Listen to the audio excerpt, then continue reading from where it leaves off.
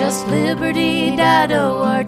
It's good for you and it's good for me. JustLiberty.org. JustLiberty.org.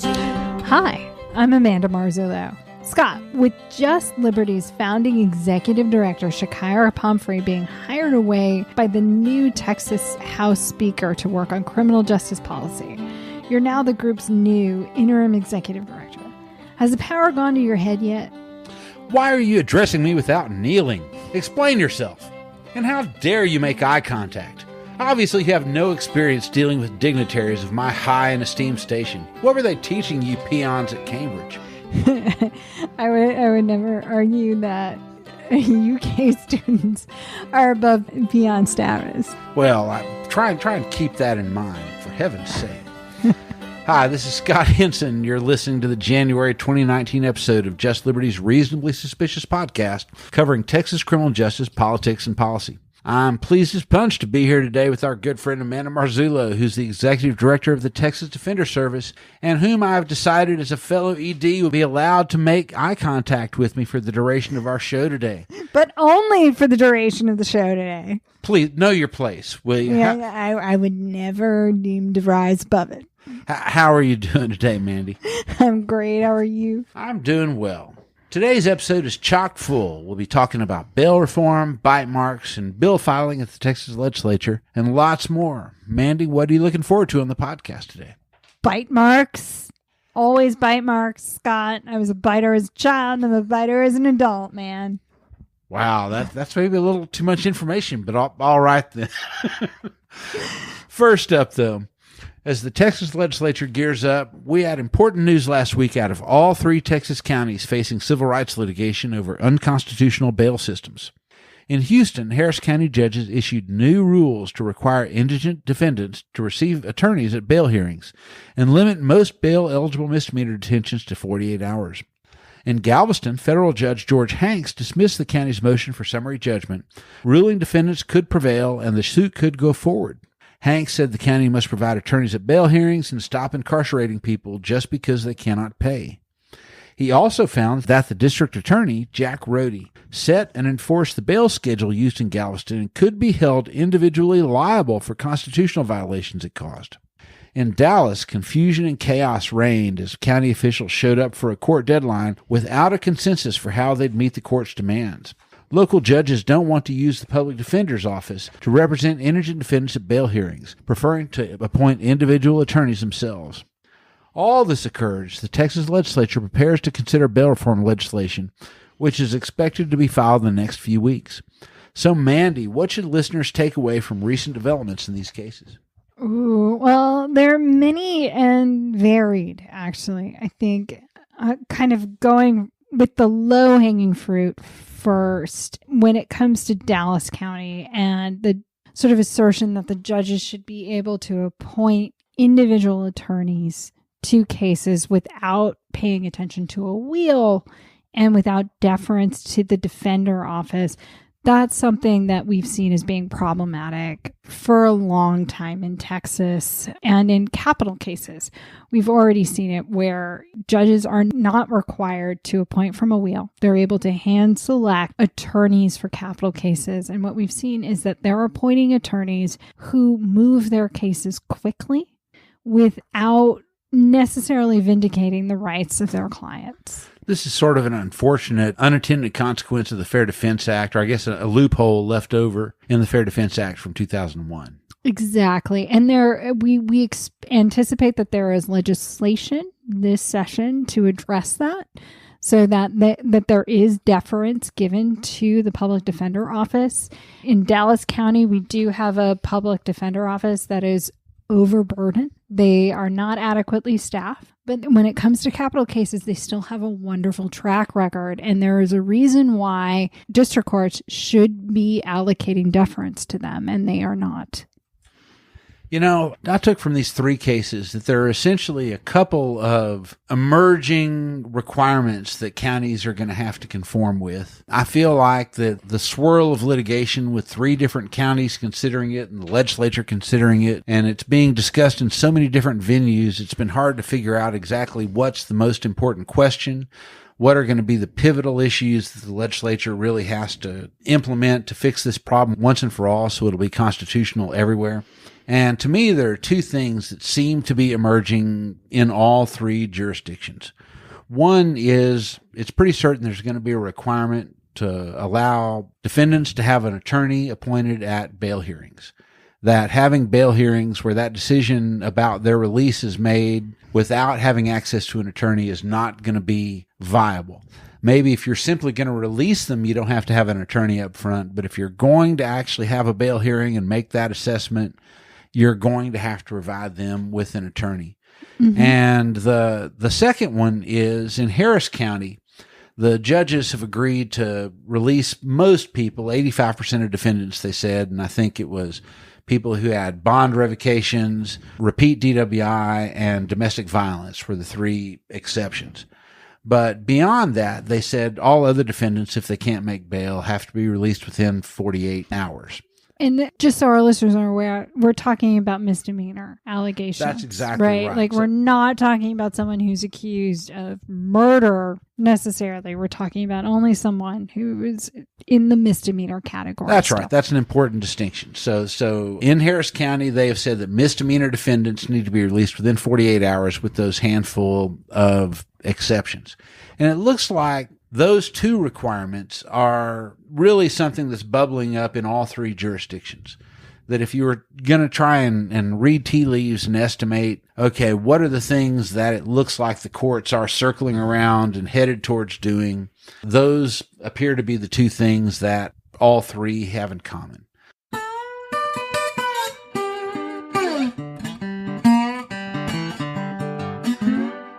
In 2018, Just Liberty and its allies led a successful campaign to install criminal justice reform planks into the platforms of both the Democratic and Republican parties.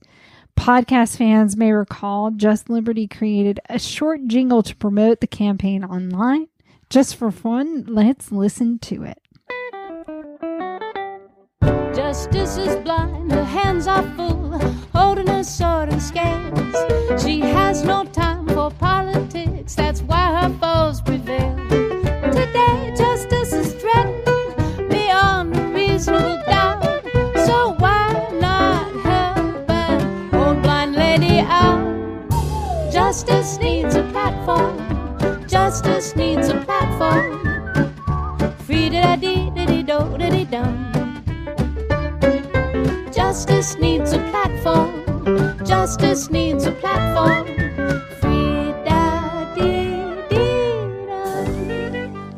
Now that the 86th Texas legislature is in session, we get to find out whether bipartisan support from the two major political parties translates into bipartisan legislation at the Capitol. So, Scott, tell us what bills we should expect this session that both parties have endorsed, and what are their prospects? There is a lot of exciting stuff that has been endorsed by both political parties at this point. I think maybe the most high profile is probably reducing penalties for marijuana possession. I think most people would be shocked to learn that the Republican Party endorsed reducing penalties from a Class B misdemeanor to a civil penalty. Or those optimists that are out there were not shocked? Well, maybe there are some. I think most folks who've heard that have really thought, "Wow, that's a surprising thing." I don't think so. Well, okay. I was sorry to be a jerk. Well, not. I don't know. I'm always a jerk. So how is that different? But I think that makes a lot of sense from a limited government standpoint. Right. Well, and folks have been moving in that direction for a long, long time. National polling shows that a majority support even full-blown legalization. The Democratic Party actually endorsed full-blown legalization in its platform. The Republican Party endorsed reducing penalties. And then to sort of complicate matters, Governor Greg Abbott endorsed a third idea, which was to reduce penalties from a Class B to a Class C misdemeanor, which is the equivalent of what other traffic tickets might be. So whatever happens, it looks like there's a lot of momentum and a lot of support for reducing marijuana penalties. There were about 60,000 people arrested for low-level marijuana possession last year, and so that's a really big liberty issue. other things that were included in both platforms. Eliminating arrests for Class C misdemeanors. Amen. So most traffic tickets and all municipal ordinances, everything your local government criminalizes, are all Class C misdemeanors, and the maximum punishment is a $500 fine. So people, let's think about that.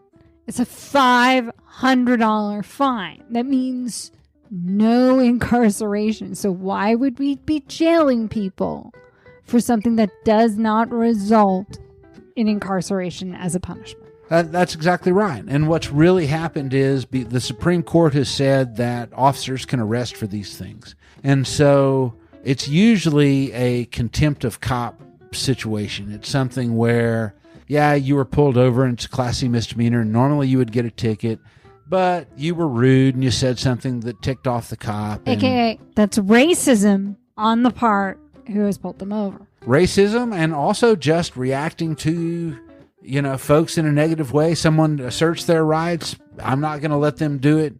And the law says the cop can just arrest on their discretion. And so both political parties have endorsed eliminating those arrests. And perhaps even more significant, that in and of itself is a very big deal. But both political parties endorsed ending arrest when people cannot afford to pay their Class C misdemeanor tickets. So if you get a traffic ticket or you're cited for a municipal ordinance and you can't pay, instead of it going to an arrest warrant and you being taken to jail the next time you're pulled over, it would go to commercial collections, just like in 22 states that treat traffic citations as a civil citation. That's how it's done. And eventually the collections process might squeeze the money out of you, but no one is going to lock you up. We're not going to have a debtor's prison situation. And it would eliminate these annual warrant roundups where cops come around with a credit card swiper and knock on your door and say, I'll arrest you if you don't give me money right now. Yeah. Well, that's beneath police officers. That's not how we need to be using them. Yeah, no, that's beneath everyone. So both parties have endorsed eliminating the driver responsibility program. Both endorsed requiring a criminal conviction to seize assets, so asset forfeiture reform, adequately funding indigent defense. I don't know why they would want to do that. It is quite remarkable that both parties have suggested that the state should fund indigent defense. That's a big deal. It sounds like a big deal, but there are some of us who think like, wow, this is a constitutional right.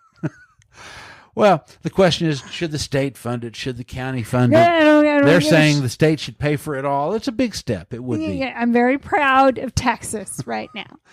There you go. And raising the age of criminal culpability from 17 to 18. We're one of only 4 states that still prosecute 17-year-olds as adults. There's a platform plank that made it into both platforms that would require city councils or county commissioners' courts to sign off on law enforcement agencies receiving military equipment from the Department of Defense's 1033 program. Oh, yeah. A pretty broad array of criminal justice reforms that both parties have endorsed. But that's, of course, just the beginning of the process. And now we look to see how many of those get filed as bills, how many actually pass through.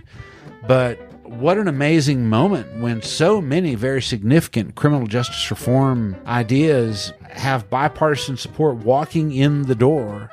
And I can't really recall another moment quite like it. No, I am less impressed, but I am equally as excited. All right, then.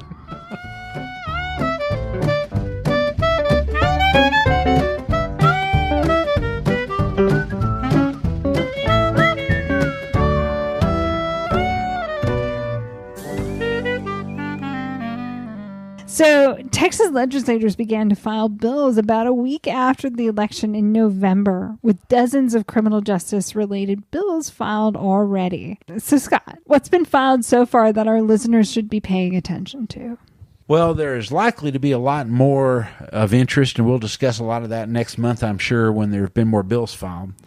But there have been some very interesting items filed so far that I thought we should mention and highlight.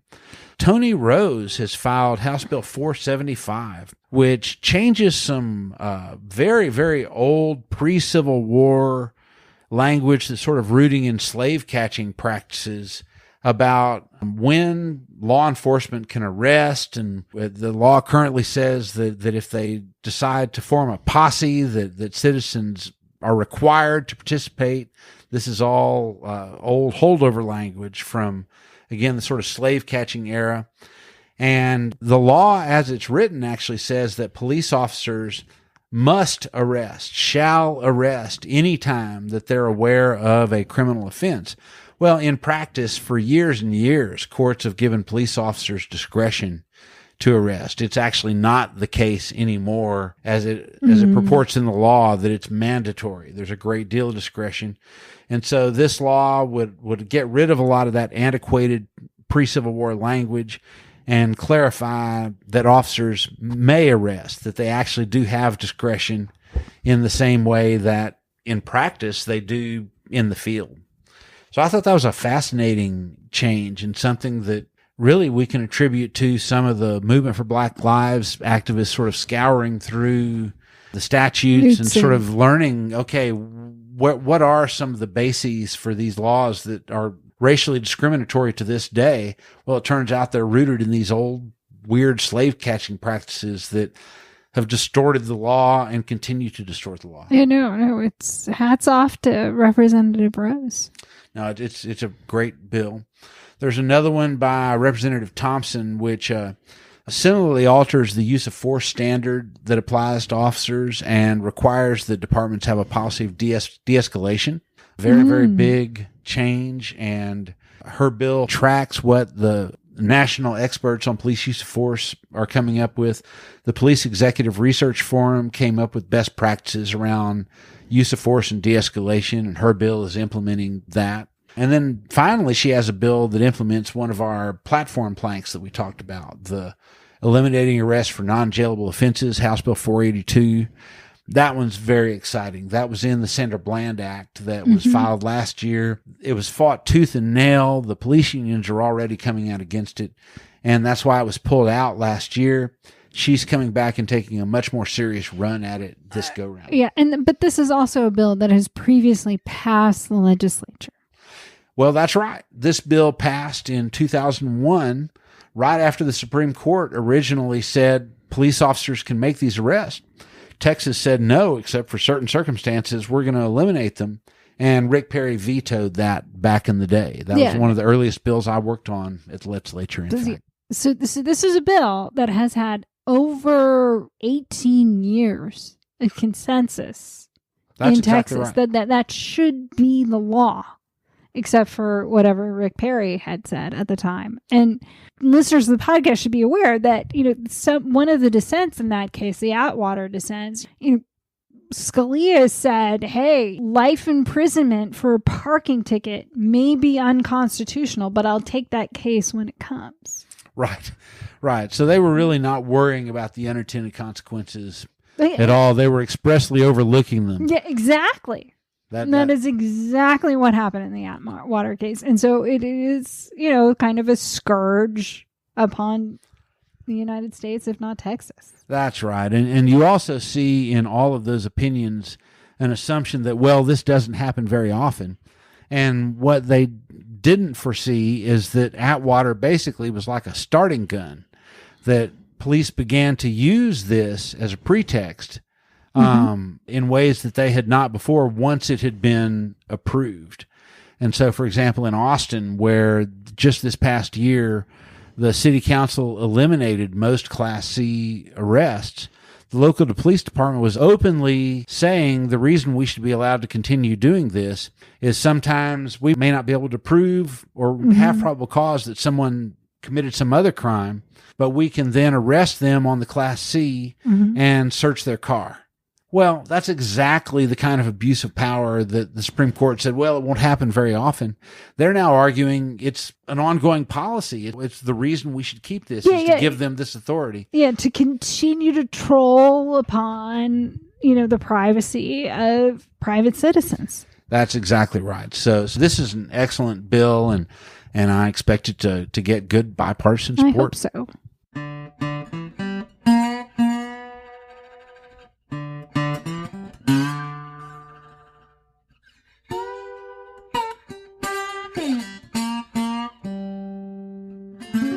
right, next up, our segment Home Court Advantage, discussing the Texas Court of Criminal Appeals and issues facing the judiciary around the Lone Star State.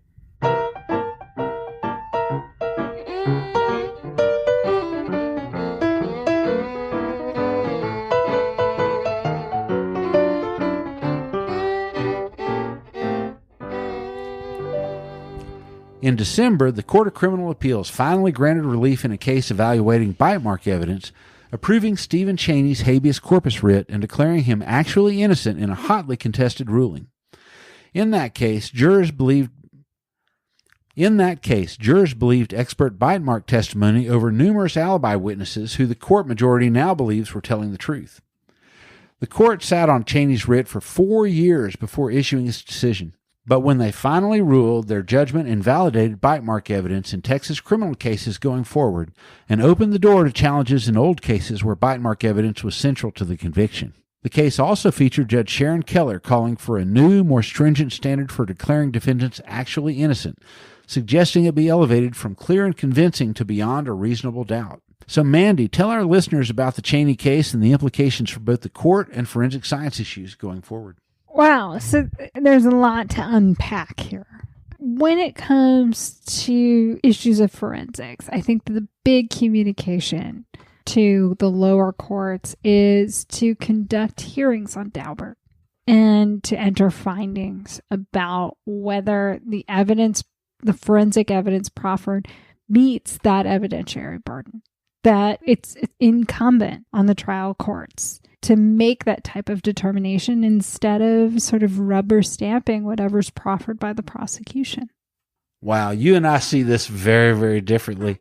I actually see this as kind of an invalidation of the Daubert system entirely. And frankly, when we first created the junk science writ, that's how that was seen too. I mean, my belief has always been that Daubert is completely inadequate in the criminal justice realm to keep bad evidence out of the courtroom. I think that in the civil realm, where both sides are actually well funded and you have good lawyers and everybody has experts, you can keep bad evidence out there. But in the criminal realm, they just let it in because it's always been in. Now, the Court of Criminal Appeals, under a front-end Daubert challenge, and had reaffirmed bite mark evidence as recently as 2012. And the idea behind the junk science writ was, okay, if you're not going to keep it out on the front end, on the back end, let's provide some means to challenge it. And then once it's invalidated, you still can't use that going forward after that. And that's what's happened here. They can't use the junk science. They can't use bite mark evidence now going forward. And now there will be a basis to go look at the old cases. Yes and no. I think that part of what's happening is that now that we've had sort of a demonstration that the evidence that is let in on the criminal realm is clearly doesn't pass muster in the habeas realm, that it is a calling upon trial courts to new vigilance. And I think part of the problem that you just demonstrated in your comparison between civil courts and criminal ones is part of the problem, is that there really shouldn't be a distinction between the two. Well, forensic science is just a bizarre thing. Most of it is not science at all. Most of it are just things that cops who are not scientists just began doing to try and convict people. So like fingerprint comparison, ballistics comparison, blood spatter evidence. No scientist came up with any of those things. There's no science involved. There's no scientific method applied to them. There's things that 100 years ago cops started doing so they could accuse someone, and the courts let it in, and then future courts said, oh, the last court let it in, and so there's precedent, so I'll let it in too. And we've done it over and over and over. Yeah, and then that over time, these things have snowballed. And I think that part of the lesson from Chaney is that courts should just have a common sense application to the evidence that's in front of them, regardless of the nature of the proceedings. And that if they wouldn't let it in a civil proceeding, they sure as hell shouldn't let it in a criminal one. I hope that that's the case. Peter Neufeld said to me once that when you have an illness and you go to the doctor for a diagnosis and they run a blood test, the result of that blood test is going to be the same whether it's performed in Maine or whether it's performed in Houston. But that's not the case with forensic science at all. A lot of this stuff is very subjective, and it's very dependent on which analyst looks at it or which lab looks at it or what standards they're using. And hopefully over time we get to a point where the information that is also provided to the scientists that are performing these tests is also controlled. I think that's part of the problem that we've been seeing in Texas. And that's certainly the case in the bite mark evidence, where some of these analysts actually brag that they've seen all this other evidence about the case and that helped corroborate it. Well, that's the opposite of what it should be doing, really. You should not see any of that. You should be looking at it independently and only evaluating the comparisons between these two items. You shouldn't have the context for the other. But now let's talk real quick about, just to pivot, Judge Keller's remarkable concurrence, where she suggests that we should alter the standard for actual innocence in Texas. What did you think about that? Well, I agree with, unsurprisingly, I agree with Judge Alcala's concurrence, which responds to that. Well, sure, that's probably why you hired her, I'm guessing. Listeners should know that I did not know about this concurrence at the time that I made a job offer to Judge Elsa Alcala, who is a wonderful person. And who, by the way, just for clarification, is going to lobby on behalf of the Texas Defender Service at the Texas legislature this time for criminal justice reform. It's really big, great news, and congratulations, by the way. That was really a coup to get her to do that. I am extremely grateful to Judge Elsa Alcala for coming aboard. But aside from that, I think Judge Alcala and Richardson both make excellent points in their concurrences that this is a Herculean standard to begin with. And not so much from Judge Keller's concurrence doesn't make too many points aside from, citing concerns that the Court of Criminal Appeals should be basically declaring people not guilty, in so many words, as opposed to actually innocent. And it's really Judge Urey's concurrence where he sort of talks about intrigue from these ideas from Judge Keller and points to an analogy between a jury declaring someone not guilty and the Court of Criminal Appeals declaring someone entitled to habeas relief. And the problem is that analogy just doesn't hold muster over time. You're dealing with two people who have had different levels of process against them, that if a jury acquits someone of the charges against them, that is someone who has not been incarcerated. That's right. And that's a signal to the world that this person didn't do it. Yeah. A jury could not find that they did it. That's right. Whereas, someone who is subsequently incarcerated, declared guilty, incarcerated, and then entitled to habeas relief after the fact, that is someone who has incurred a different level of harm from the criminal justice system. And that is someone who should be entitled to a greater level of relief. I have to admit I was a little disappointed in Judge Keller's concurrence. I understand where it's coming from. I've read her views over the years, and so I'm not that surprised, but I was disappointed. I feel like that she's engaged in a process of moving the goalposts here.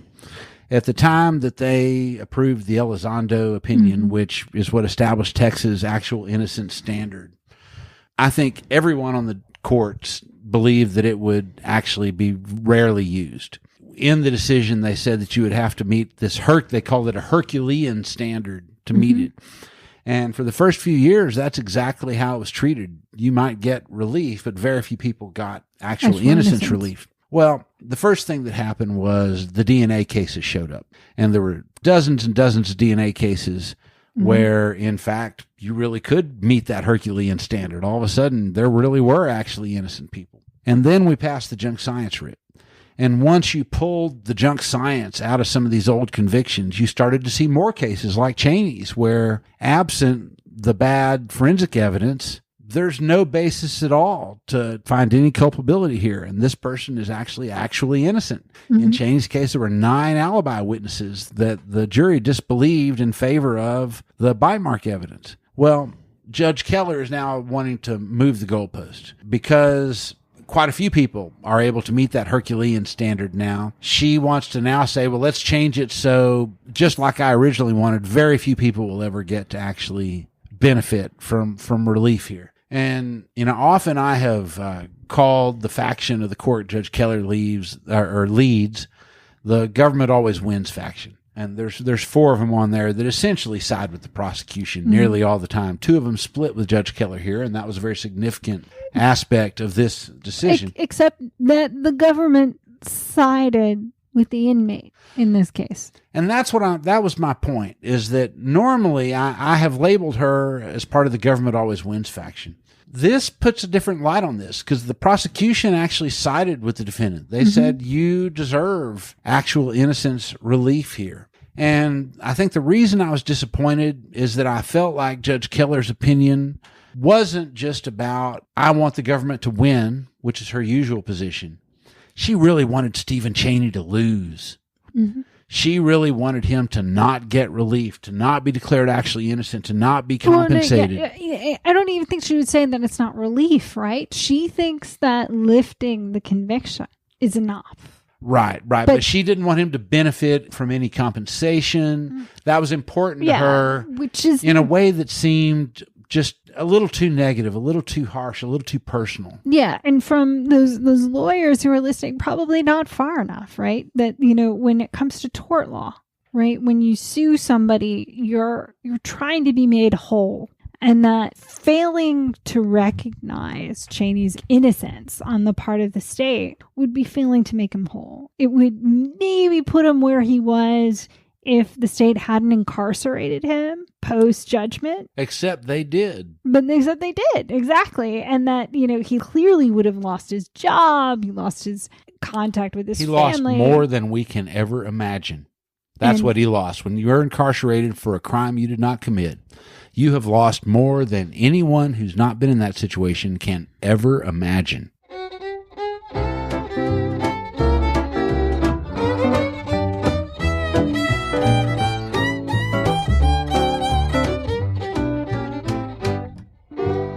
So the show's already pretty full, but there's a lot to talk about. So let's play a quick game of fill in the blank so we can discuss some of the issues Scott just couldn't bear to keep off the list. Starting with funding for prisoner health care in the Texas Department of Criminal Justice.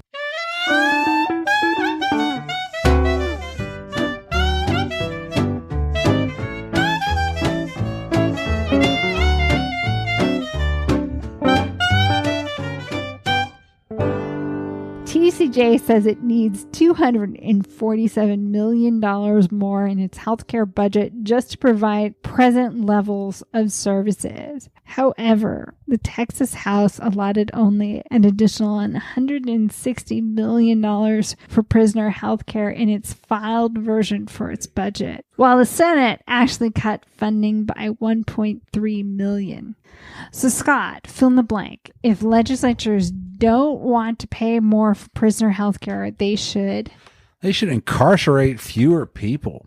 This is now the new normal. We now, every session, are going to see 9-figure increases in prisoner health care costs. $150 million, $250 million. Every biennium, we're going to see this much of an increase unless the Texas legislature chooses to reduce the number of people incarcerated. There is no more cutting. We have done all of the cutting to the bone that we possibly can. They have tried to get prisoners' families to pay for inmate health care by taking money out of their commissary accounts. That didn't bring in nearly the amount of money that they had anticipated that it would when they passed the rule. There's nothing else they can do to reduce these increases in healthcare spending except provide healthcare for fewer people. And that's just where we are now. If they want to pretend otherwise, what we've been doing the last few sessions is underfunding healthcare, often by, again, $160 million last time, a couple $100 million next time maybe. And then they come back at the beginning of the next legislative session and have what's called a supplemental budget, which is all the things that they'd underfunded the last time. It's been in the 9 figures, biennium after biennium after biennium. They underfund health care, come back and have to pay some huge sum at the beginning of every session, and then underfund it again the next go-round. Yeah. So that's where we've been. It's not a solution. If you don't want to pay the money, incarcerate fewer people. Yeah. And my alternative to that is just to expand Medicaid. That if you're not going to incarcerate fewer people, you should make medical care available to a bigger purview of people. Well, and for starters, if they expanded Medicaid, it would pay for inpatient hospital care for Texas prisoners, which is something that right now Texas taxpayers pay for 100%. The feds would pay for 90% of those inpatient hospital costs if we expanded Medicaid. The other big things are mental health care and drug treatment. Expanding both of those through Medicaid, where you can access it without having to go through the criminal justice system, would be a big thing. So yours is probably a smarter solution than mine. Mine's just oh my God, we can't keep paying for this. Let's have fewer people so we don't pay for all their health care. But expanding Medicaid would probably be the smarter method. Probably my method may be the more politically viable, more politically possible in 2019. Who knows? Who knows? I hope not, but you're probably right.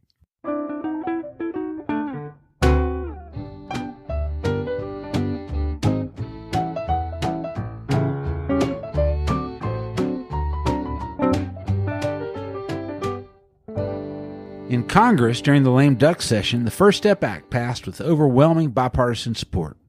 The first prison reform legislation approved by Congress in a generation. Mandy, fill in the blank. Passage of the First Step Act should encourage Texas legislatures to pass their own version of this legislation. TDS has been working with members of the Texas legislature to develop our own version of this legislation, which would allow individuals to be resentenced according to new provisions of the law based on consent of not only the prosecution, the defense, but also the trial court who presided over someone's conviction. That's an awesome idea. No, it is an awesome idea. And it also comes with a more streamlined approach than the First Step Act. Yeah, the First Step Act reconsideration was very bureaucratic and had a lot of sort of new systems and stuff they had to implement. Yeah, no, exactly. It had its own commission that would be reviewing these sentences. There was a lot of red tape entailed.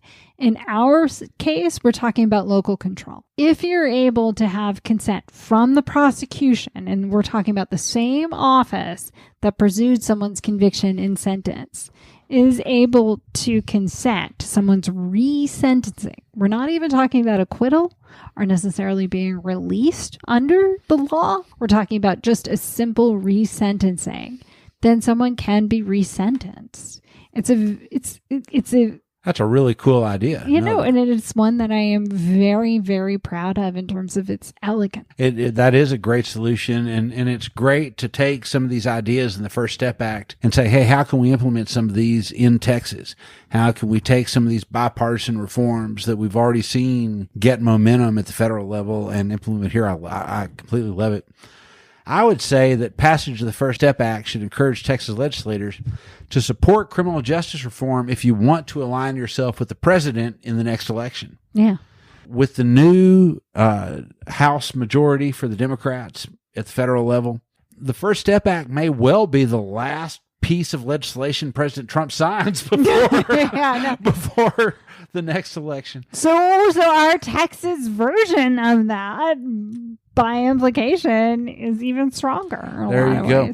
And even more broadly, I think that we can see that criminal justice reform is going to be one of the things the president is running on during his reelection campaign. And Republicans, I think, are given a big incentive here to follow suit and to find criminal justice reform that they can support here, whether that's Governor Abbott's suggestion to reduce penalties for low-level marijuana offenses or the Texas Public Policy Foundation's suggestions for how to reduce state jail incarceration. I think that the president sort of coming out so strongly in favor of criminal justice reform does show that folks who want to align themselves with his agenda going forward really ought to get on the train. That's what I would take from that.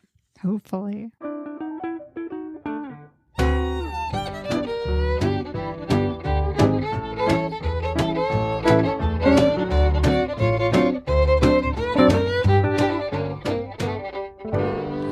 So last one, Austin Police Chief Brian Manley held a press conference at the end of the day on New Year's Eve to reveal results of a Department of Public Safety audit. The review was commissioned after a whistleblower, a former Austin PD sergeant, alleged in a national podcast that she was removed as a head of the sex crimes unit for refusing to fudge clearance rate results. Chief Manley said the audit didn't evaluate the whistleblower's claims, but that's not entirely true.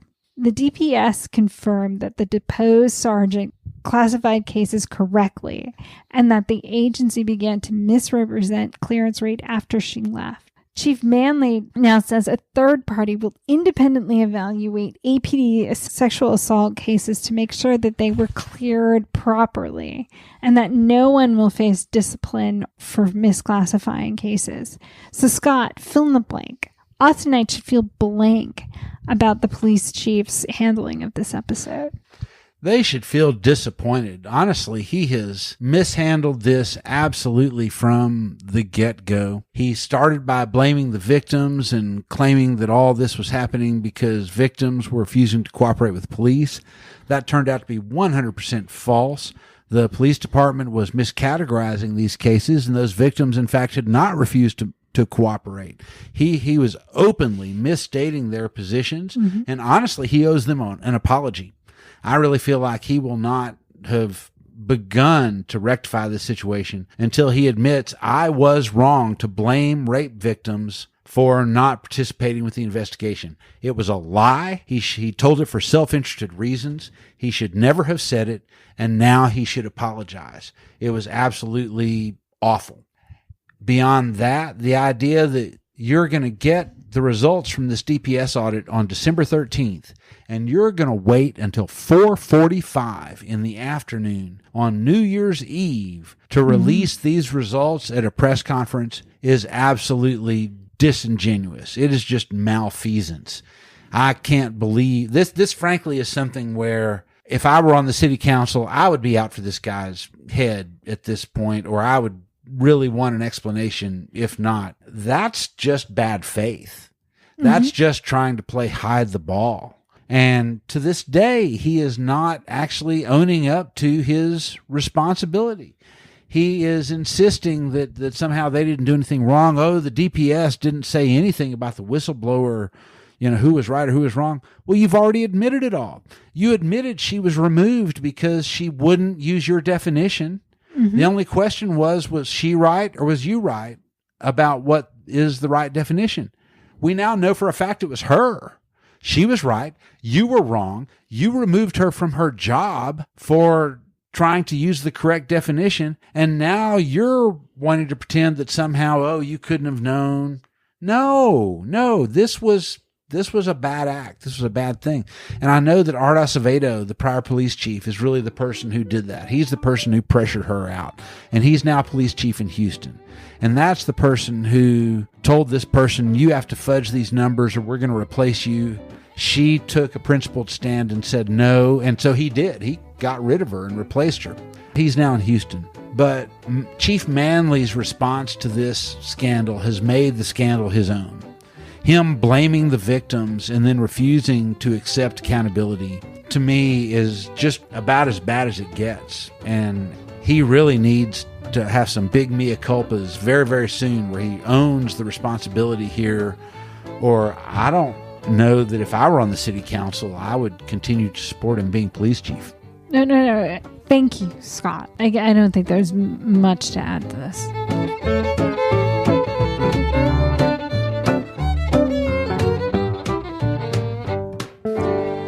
Now it's time for our rapid fire segment we call the Last Hurrah. Mandy, are you ready? I'm ready. First, in Sugarland, the county seat of Fort Bend County, named for the Imperial Sugar Company that dominated the area's economy for decades, authorities discovered 95 graves of African Americans employed by the company in convict leasing arrangements who were buried where they dropped instead of entombed in an adjacent graveyard reserved for whites. Mandy, what does this dark and hidden history tell us 100 years later? This is just a window into the inhumanity of our prison system and its origins. And, it's something to think about as we assess our prison system going forward. Next, the Forensic Science Commission in December said that field tests for drugs used by hundreds of Texas police departments have high error rates, but decline to suggest banning them because they're commonly used and science has developed no alternative. So, Scott, was that the right conclusion? I think that was a really terrible suggestion.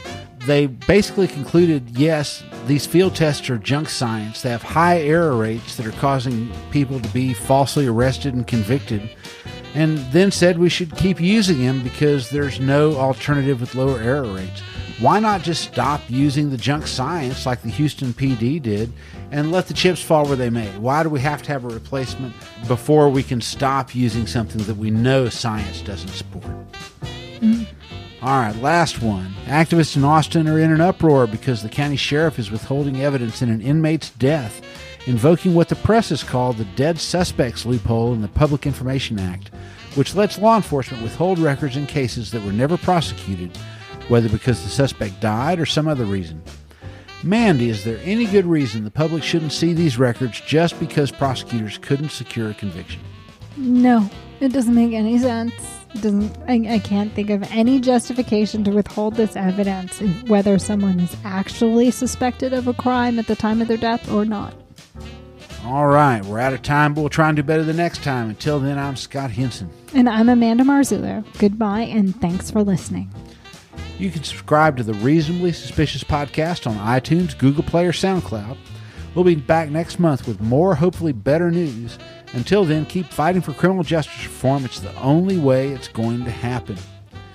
A special shout out to the Honorable Elsa Alcala, formerly a member of the Texas Court of Criminal Appeals, who is now TDS's policy director. And also to Shakira Pumphrey, my former boss, who's now moved on to the Texas House Speaker's office. Congratulations, and it'll be difficult to fill your shoes.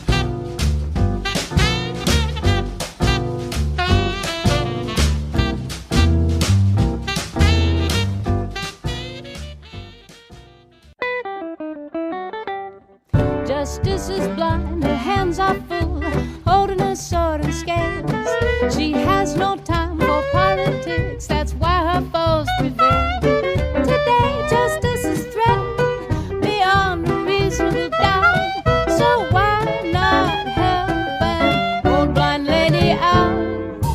Justice needs a champion, justice needs a champion. Free-da-dee-dee-dee-do-dee-dee-dum.